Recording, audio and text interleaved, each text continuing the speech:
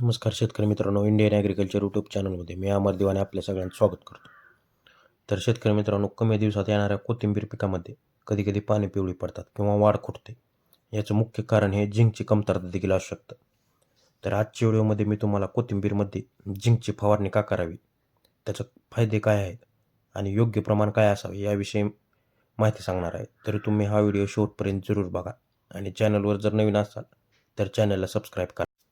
अनेकदा आपल्या कोथिंबीरमध्ये वेगवेगळी खतं टाकून किंवा टॉनिकच्या फवारण्या घेऊन सुद्धा आपल्या कोथिंबीरची वाढ होत नाही किंवा पाने पिवळी दिसतात. याचं मुख्य कारण झिंकची कमतरता देखील असू शकते.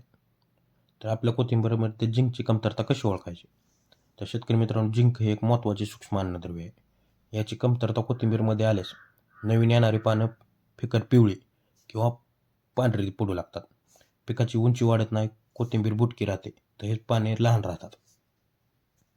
तर शेतकरी मित्रांनो, आपल्या कोथिंबीरमध्ये हिरवेगारपणा टिकवून ठेवण्यासाठी आणि चांगल्या वाढीसाठी झिंकची फवारणी एकदा तरी घेतलीच पाहिजे.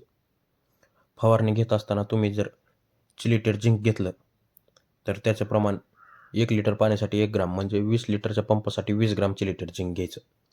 आणि तुम्ही जर ऑक्साईड फॉर्ममधलं लिक्विड झिंक घेतलं तर त्याचं प्रमाण 1 मिली 1 लिटर पाण्यासाठी म्हणजे 20 लिटरच्या पंपाला 20 मिली ऑक्साईड फॉर्ममधलं लिक्विड झिंक घ्यायचं. ही फवारणी घेत असताना तुम्ही फवारणी सकाळी किंवा संध्याकाळीच घ्या.